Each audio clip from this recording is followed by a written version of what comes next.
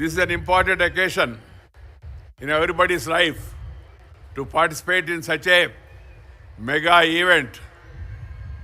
And I am happy that the youngsters of Hyderabad and the people of Bhagyanagar, they have all responded to the call given by Honorable Minister Sri Kishan Reddy, who took initiative to organize this grand function. I am very happy about it. Everywhere you are all there. I don't want to make a big speech, it will be small because this is not time for speech. Yoga అంటే ఏమిటి? యోగా వలన నాకేమొస్తుంది sir అని అడిగాడు ఒక అతను నాతో. యోగా వలన నువ్వు యోగ్యుడు అవుతావా అని చెప్పాను. मुझे क्या मिलेगा योगा करने से, ऐसा उन्होंने सवाल पूछा मेरे से. मैंने उन्हें कहा योगा करने से आप योग्य बनाओगी. और उससे क्या है, योग्य बनाने माने कोई मामूली विषय नहीं है. That means you will be fit for anything, for everything. All mentally, physically, you will be fit. If you are physically fit, then mentally you will be all right. That is the saying. ఈరోజు పని ఒత్తిడితో అందరూ సతమవుతూ అవుతున్నారు. The modern day life, there is tension without reason. People suffer with tension, no attention, no retention. They will be doing only pretension, as if everything is all right and all.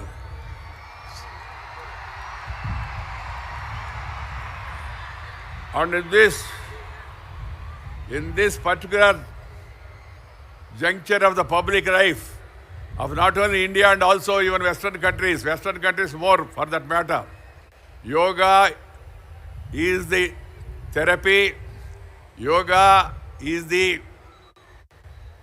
medicine, yoga is the remedy for all the problems, and yoga will really help you, teach you how to be normal, how to be all right.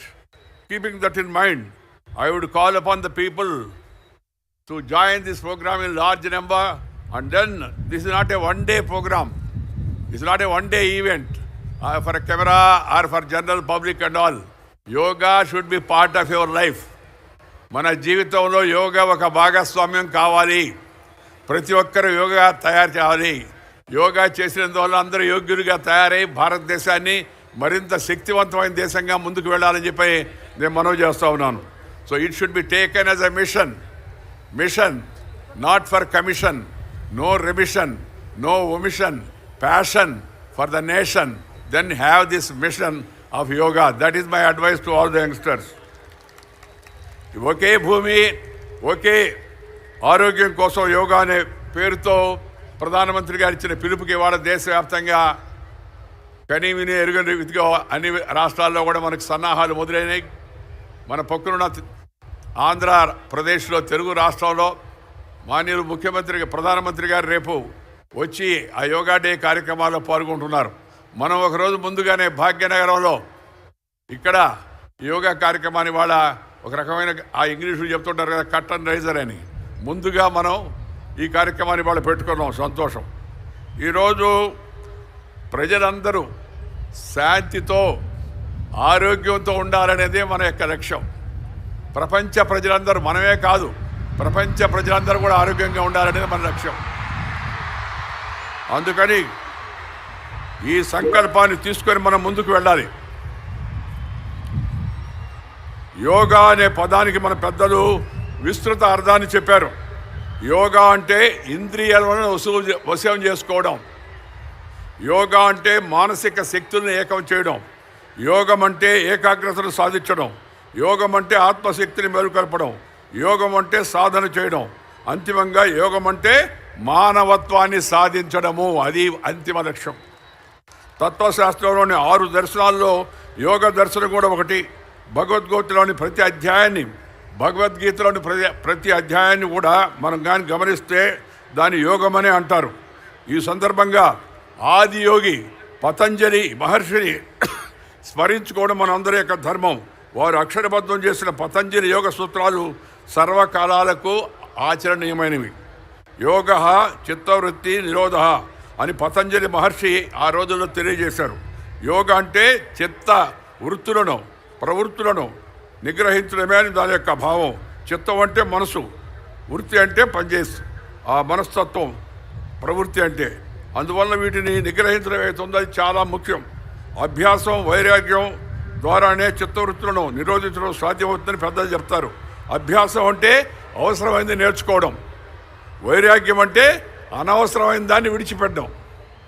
అవసరమైన దాన్ని నేర్చుకోవడం, అలాగే అనవసరమైన దాన్ని విడిచిపెట్టడం, ఈ రెండు కూడా చాలా ముఖ్యమని చెప్పని.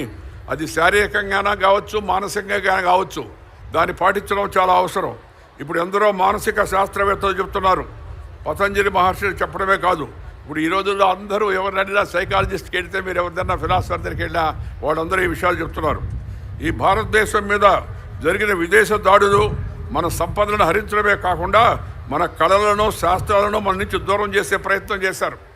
ఆ నలంద విశ్వవిద్యాలయం పైన వాడు బక్తియార్ ఖిల్జీ దాడి చేసి వేలాది పుస్తకాలను అక్కడ ధ్వంసం చేశాడు. దేశంలో అనేక దేవాలయాలు మందిరాలను కూడా కూల్చివేశారు. దేశంలో అంటే మన యొక్క ప్రార్థనా స్థలాలను కూల్చివేశారు. అలాంటి పరిస్థితి నుంచి మళ్ళా తిరిగి తేరుకొని మనం ముందుకు వెళుతున్నాం. మళ్ళా శక్తివంతమైన దేశంగా తయారవుతున్నాం. మన దేశంలో ఉన్న శాస్త్రజ్ఞులు, నిజంగా మనం శాస్త్రజ్ఞులకు జేజేలు పలకవలసింది.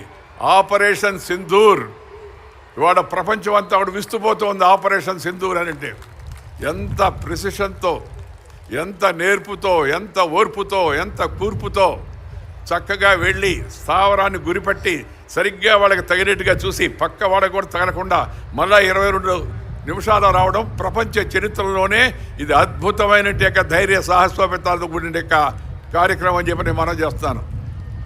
ఆర్మీ దానికి ఎంత ముఖ్యమో సైంటిస్టు శాస్త్రజ్ఞులు కూడా ఎవరైతే మనకి ఇలాంటి ఈ శస్త్రాలను అస్త్రాలను బ్రహ్మోస్ లాంటి వాటిని మనకు అందించారో వాళ్ళందరూ కూడా మనం ఈ సందర్భంగా గుర్తుకోవాల్సిన అవసరం ఉంది.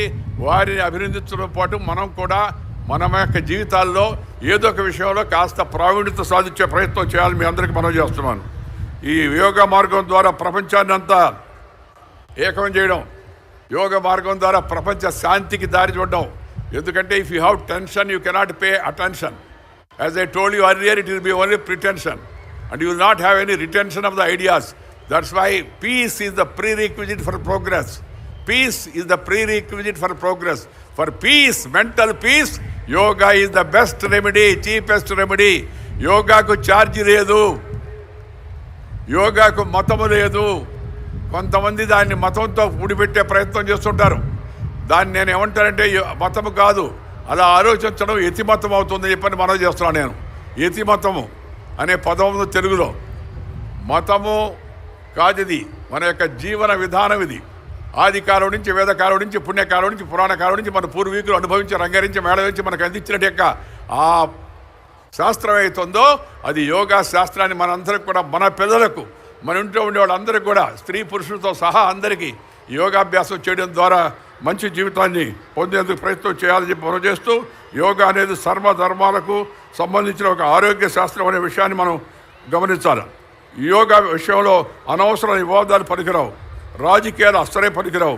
దీంట్లో రాజకీయానికి అవకాశమే లేదు యోగాలో. నువ్వు యోగా చేస్తే నీ ఆరోగ్యం బాగుపడుతుంది, దాంట్లో రాజకీయం ఉందే చెప్పండి.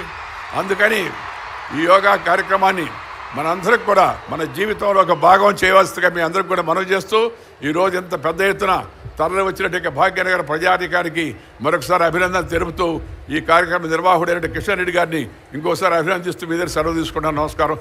జై హింద్.